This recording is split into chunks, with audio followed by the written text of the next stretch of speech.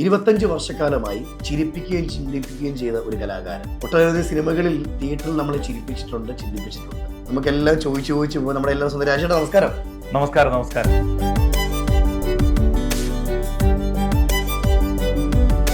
Supply ചെയ്തുകൊണ്ടിരിക്കുമ്പോൾ ഒരു വണ്ടി കൊണ്ടുവന്ന് നിർത്തി അയ്യപ്പന്മാർ നോക്കുമ്പോൾ എൻ്റെ വീടിൻ്റെ അടുത്തുള്ള ആൾക്കാരാ.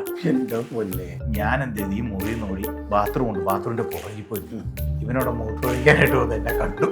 ഞാൻ പറഞ്ഞു ഇതെന്താ? അപ്പൊ പറഞ്ഞു ഇതെന്താന്ന്. ഞാൻ ശബരിമലയൊക്കെ പോകാനായിട്ടുണ്ട്.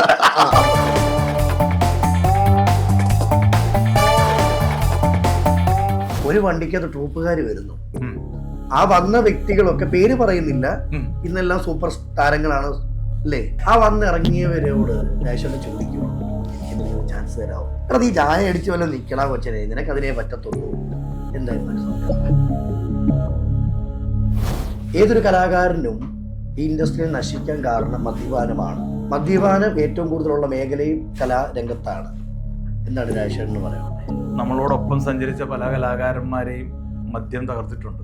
അവര് പറയുന്ന ജീവിതം അടിച്ചു പൊളിക്കാനുള്ളതല്ലേ, നാളെ മരിച്ചു പോയാൽ എന്ത് ചെയ്യും, കുടിക്കാൻ പറ്റുമെന്നൊക്കെ ചോദിക്കുന്നത്. ഇത്തരം ചോദിക്കണ ആളുകളോട് നമുക്കൊന്നും പറയാനൊക്കെ ഇല്ല. ഈ ചാനലിൽ വന്ന് ഫെയിമായ ഒരു കലാകാരന് കുറഞ്ഞത് 5000 രൂപ ഒരു ദിവസം.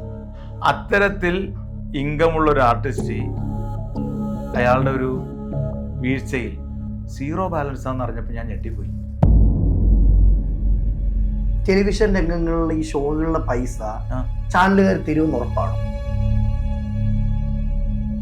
ആ ചെമ്മീനും ചുമന്ന് വരുന്ന സമയത്ത് അമ്മയും മകനുമായിരുന്നു ഉള്ളത്. അതെ. ഇവിടെ പഠിക്കുന്ന കൂട്ടുകാരുടെ മുന്നിലൊക്കെ എങ്ങനെ നീങ്ങും? ഞാനിതൊരു പല ഇന്റർവ്യൂ ഇങ്ങനെ വന്നിട്ടുണ്ടെങ്കിൽ ഒരിടത്ത് ഇന്നുവരെ ഞാൻ പറയാത്തൊരു കാര്യം. ഇന്ന് ഓർക്കുമ്പോൾ അത് ഭയങ്കര ഒരു